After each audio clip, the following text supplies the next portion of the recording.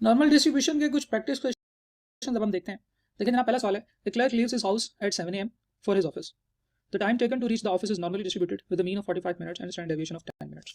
एक पर्सन अपने घर से ऑफिस जाता है तो उसको 45 मिनट्स ऑन एवरेज लगते हैं और उसकी स्टैंडर्ड डेविएशन 10 मिनट्स की होती है। What is the probability that he will be late in the office on a random reselected day if the office starts at 8 AM। तो उसने मुझे कहा है कि एक बंदे का जो ट्रैवल टाइम है वो 45 मिनट्स है और उसकी स्टैंडर्ड डेविएशन 10 मिनट की, और आपने प्रोबेबिलिटी कैलकुलेट करनी है कि वो लेट हो जाए। और वो लेट कब होगा? जब वो 8 बजे के बाद पहुंचेगा, यानी कि जो टाइम उसको लगा है that time is greater than 60 minutes, right?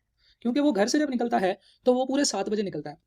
तो हम लोगों ने जो प्रोबेबिलिटी कैलकुलेट करनी है वो probability of x greater than 60 minutes, right? This is what we need to calculate. और अगर हम लोग इसको कैलकुलेट करना है हमने, और ये नॉर्मली डिस्ट्रीब्यूशन है, तो हमारे पास जो मीन है दैट इज 45 मिनट्स और जो स्टैंडर्ड डेविएशन है दैट इज 10 मिनट्स। तो आपने प्रोबेबिलिटी कैलकुलेट करनी है x ग्रेटर देन 60 की।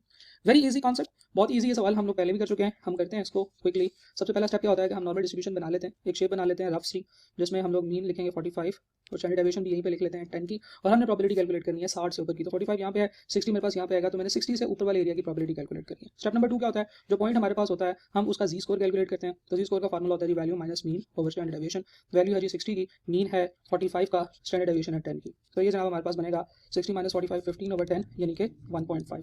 स्टेप नंबर 3 में हम प्रोबेबिलिटी कैलकुलेट करते हैं। जो जी हमने निकाला हुआ है 1.5 का, तो उसके लिए हमें प्रोबेबिलिटी टेबल में जाना पड़ेगा और हम देखेंगे कि 1.50 में हमारी प्रोबेबिलिटी क्या आ रही है। तो हमारी 1.50 में जो प्रोबेबिलिटी आ रही है दैट इज 0.4332। फोर्थ स्टेप में हम लोगों ने देखना होता है जो चीज़ की प्रोबेबिलिटी हम लोग कैलकुलेट कर रहे हैं वो है x ग्रेटर देन 60। तो हमारे पास जो जी स्कोर आता है वो इस पॉइंट से लेकर इस पॉइंट तक का आंसर आता है हमेशा, और अगर हमने इस पॉइंट का आंसर निकालना है तो हमें टोटल 0.5 में से वो वैल्यू माइनस करनी पड़ेगी, राइट? तो हम लोग जो शेप बनाते हैं वो इसलिए बनाते हैं कि हमें स्टेप नंबर 4 में हेल्प मिल सके। तो हम कहेंगे कि 0.5 minus 0.4332 that will be equal to 0.0668 या 6.68%। नेक्स्ट क्वेश्चन की तरफ मूव करते हैं साहब। सवाल ये है कि on an examination the average grade was 74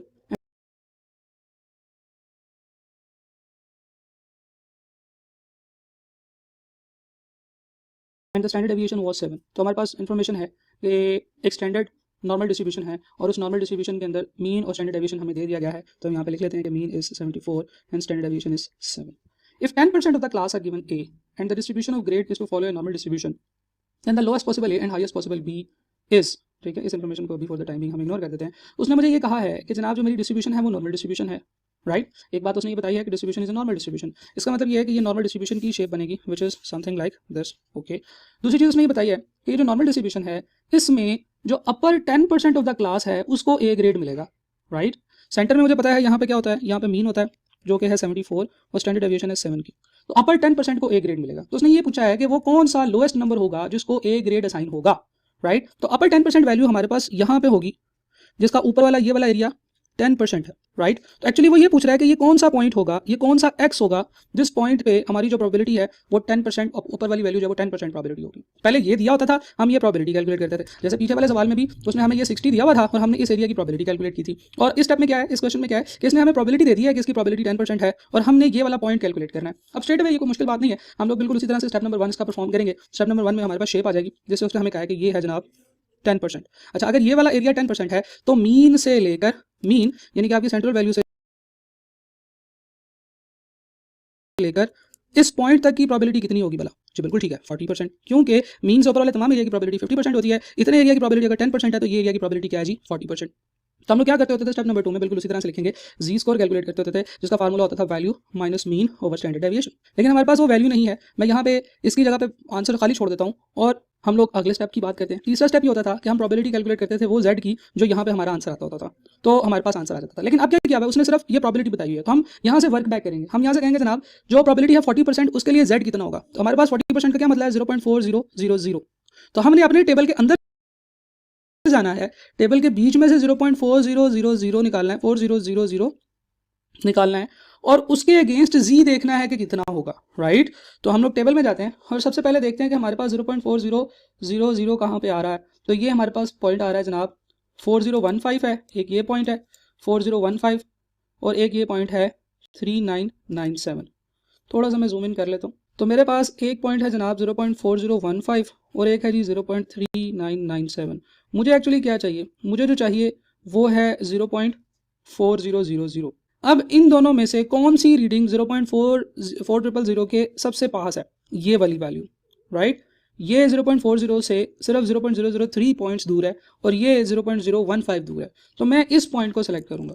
मैं कौन से पॉइंट को सिलेक्ट कर रहा हूँ जनाब? जो बिल्कुल ठीक है, 0.3997 को।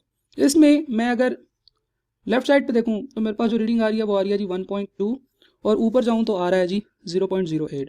तो इन दोनों को ऐड करूँगा तो मेरे पास जो जी स्कोर आएगा वो आएगा 1.28। तो यहाँ से मैं कह सकता हूँ कि अगर मेरे पास प्रोबेबिलिटी 40% हो तो इसका जी स्कोर बनता है 1.28 और अगर जी स्कोर 1.28 है तो फिर यहाँ से मैं अपना एक्स निकाल सकता हूँ, राइट।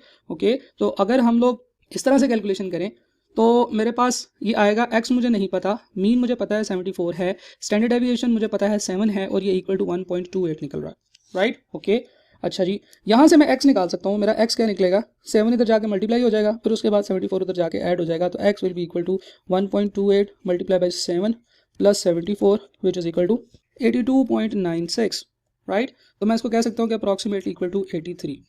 ओके, इसका ही मतलब है कि ये जो x है ये 83 है। मैं दोबारा बता रहा हूँ कि जब हमें x पता होता, हम इस z वैल्यू की कैलकुलेशन में x रखते 83 तो हमारे पास जो z वैल्यू निकलती वो 1.28 निकलती। मैं 1.28 की प्रोबेबिलिटी टेबल से फाइंड करता तो 40% आती। ये इस तरह से हम लोग सवाल कर रहे हैं, लेकिन इस सवाल में उसने मुझे प्रोबेबिलिटी दे दी है और x पॉइंट कैलकुलेट करने के लिए कहा है, तो मैं ये सारी कैलकुलेशन रिवर्स करूंगा। सबसे पहले मैं इस प्रोबेबिलिटी से z स्कोर कैलकुलेट करूंगा और इस z स्कोर से फिर मैं x कैलकुलेट कर लूंगा। तो इस तरह से भी हम लोग प्रोबेबिलिटी के क्वेश्चंस में से अननोन वेरिएबल फाइंड कर लेते हैं। अब इसमें जो पूछा गया था वो ये था कि जनाब the lowest possible A and highest possible B. Lowest possible A क्या होगा? लोएस्ट पॉसिबल ए वो पॉइंट होगा जहां तक ए हम लोग इशू कर रहे हैं। तो हम 83 तक ए लोगों को दे रहे हैं, इसका मतलब ये है कि लोएस्ट पॉसिबल ए तो होगा 83 और इससे नीचे वाला जो स्कोर होगा यानी कि 82 वो फिर बी ग्रेड हो जाएगा, हाईएस्ट पॉसिबल बी ग्रेड।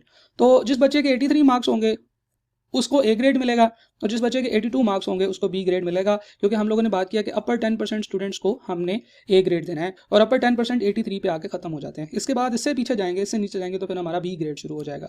तो सवाल की तरफ, अगले क्वेश्चन की तरफ मूव करते हैं जनाब। सवाल ये है, a particular test is designed by a private testing service. It is known that for all the test administered last year the distribution of score was approximately normal with a mean 75 and a standard deviation of 7।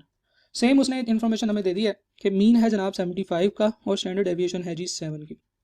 A particular employee requires job candidates to score at least 80 on the test approximately. उसने कहा है कि जी जितने भी लोग आएंगे उनको at least 80 score करना चाहिए। What percentage of test score during the past year exceed 80। तो आप पिछली इस नॉर्मल डिस्ट्रीब्यूशन से देख के बताएं कि कितने परसेंट वैल्यूज 80 से ऊपर हैं। तो हम लोगों ने प्रोबेबिलिटी कैलकुलेट करनी है किसकी, x ग्रेटर देन 80 की। अब स्ट्रेट अवे सिंपली आप क्या करोगे, आप नॉर्मल डिस्ट्रीब्यूशन को ड्रॉ करोगे।